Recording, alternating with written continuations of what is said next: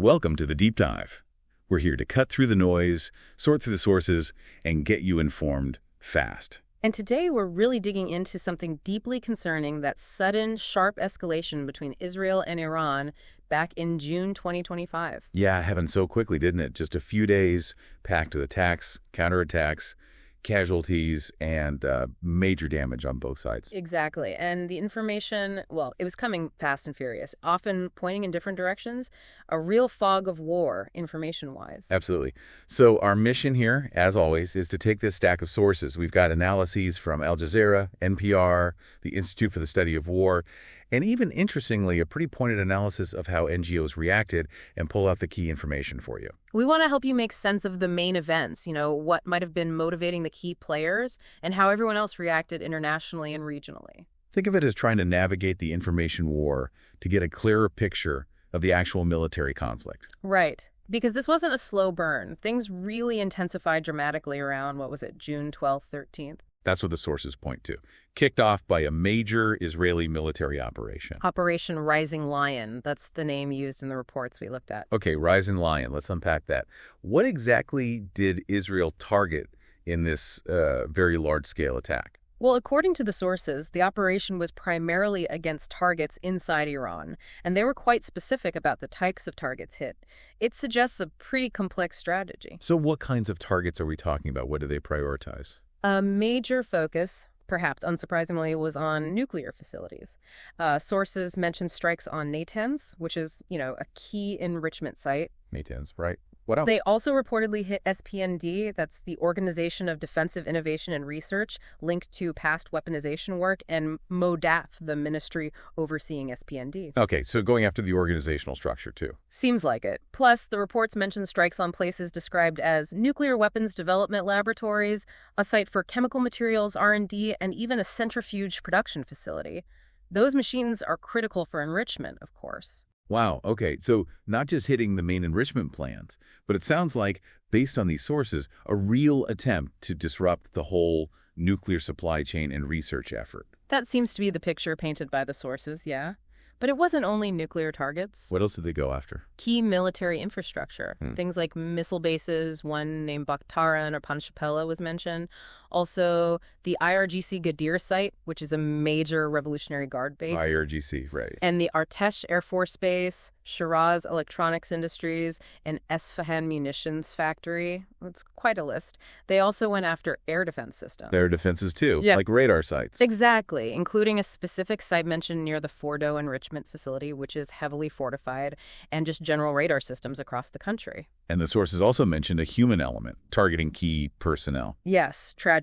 The reports detail the killing of senior military commanders, intelligence officials, and nuclear scientists. So that ties into what Israel reportedly called a decapitation campaign, aiming to take out leadership. Precisely. That's the term used. It suggests the goals were broader than just destroying equipment. It's a stark phrase.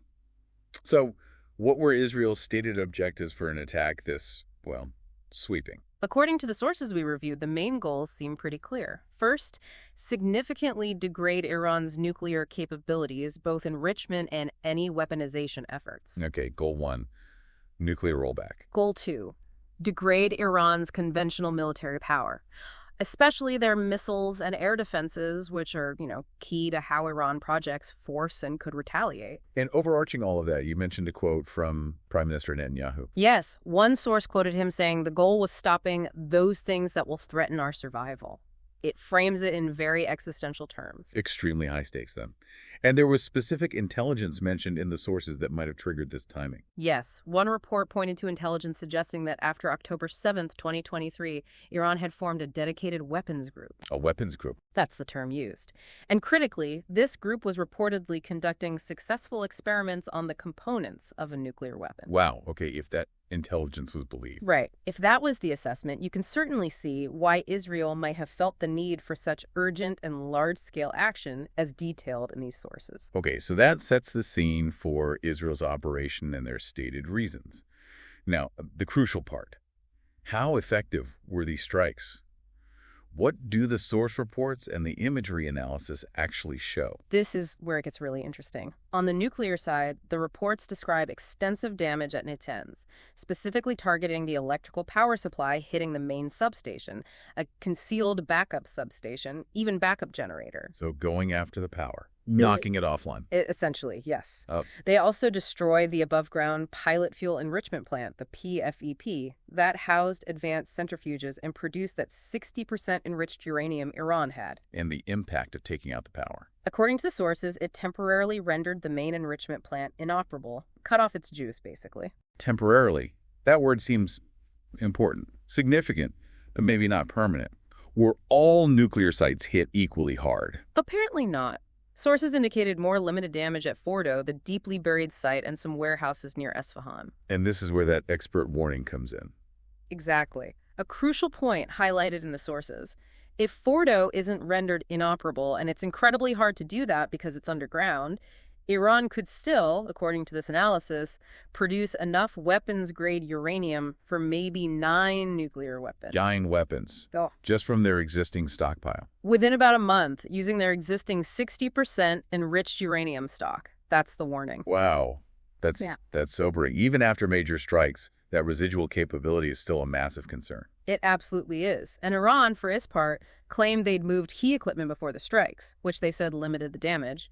Hard to verify, of course. Okay, what about the conventional military side, the missiles, the leadership? How effective were the strikes there? Sources reported significant destruction of missile launchers and silos. The analysis suggests this really did limit Iran's ability to retaliate on the scale they might have planned. How much was the response limited? Well, reports indicated Iran launched around 200 ballistic missiles initially, but the analysis suggested they might have had plans or capacity closer to 1,000, so a big reduction. And Israel claimed they took out a significant portion of the launchers. Yes, Israel claimed they destroyed about a third of Iran's missile launchers. Plus, the strikes reportedly did kill specific senior military and nuclear figures, hitting that decapitation objective. Israel even claimed full aerial superiority during the operation. Did the sources mention impacts beyond the military and nuclear sites? Anything affecting civilians directly? Yes, they did. Strikes reportedly hit energy infrastructure, Right. the Sharon oil depot, the big Shareh refinery near Tehran, natural gas refineries. And the consequence. One source specifically mentioned long lines forming at gas stations in Tehran. So a direct hit to the domestic energy supply felt by ordinary people. Okay, so Israel launches this massive operation.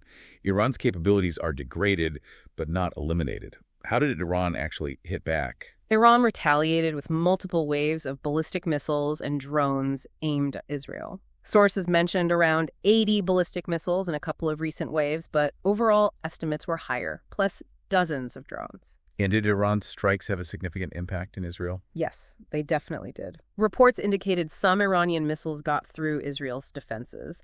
They caused what sources described as devastating damage in cities like Tel Aviv and Haifa. And casualties. Tragically, yes. The death toll in Israel rose significantly.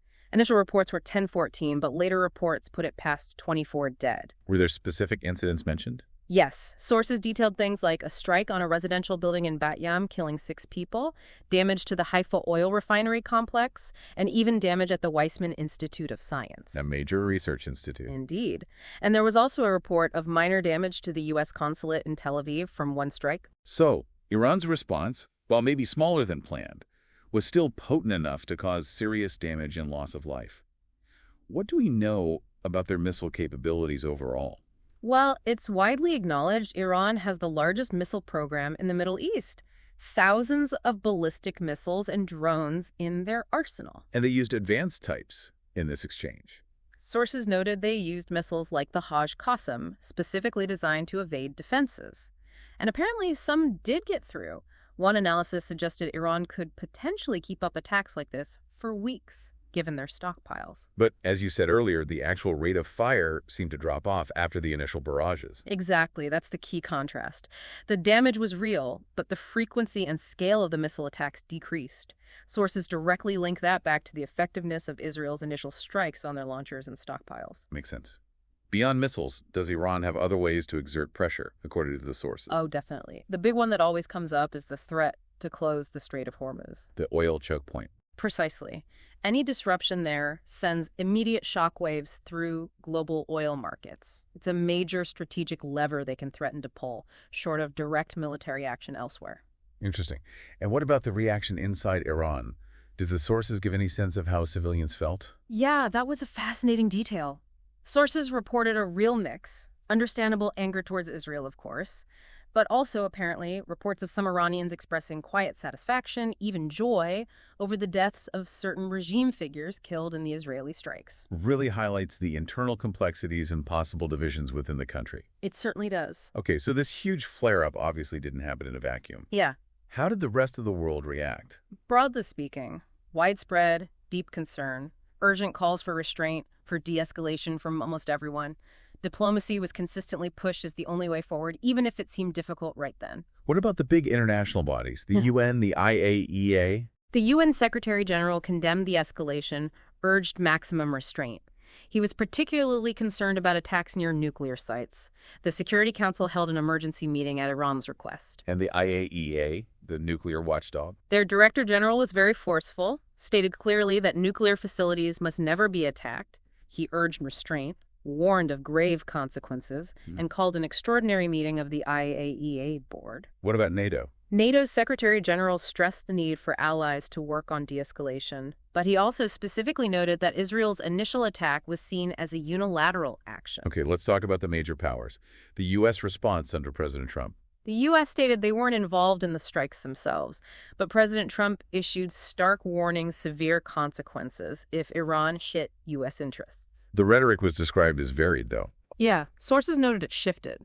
Calls to end the fighting, but also direct threats to Iran, even a sort of fatalistic comment like, sometimes they have to fight it out, alongside optimism about making a deal. Secretary of State Rubio called Israel's action unilateral, but framed it as necessary self-defense. Protecting U.S. forces was the top priority, he said. And there was that controversy mentioned about potential U.S. deception regarding talks. Right. One source alleged the U.S. kept up a pretense of nuclear talks with Iran in Oman, while supposedly knowing Israel was planning the strikes. A serious allegation, adding another layer of diplomatic intrigue. What about the European powers? France, Germany, UK? Mostly urging restraint, de-escalation, diplomacy. Many, like France, Germany, the UK, Sweden, Czech Republic, reiterated Israel's right to self-defense, while also voicing concern about Iran's nuclear ambitions. Any nuances there? Well, France said it would help defend Israel if attacked, but wouldn't join offensive actions against Iran.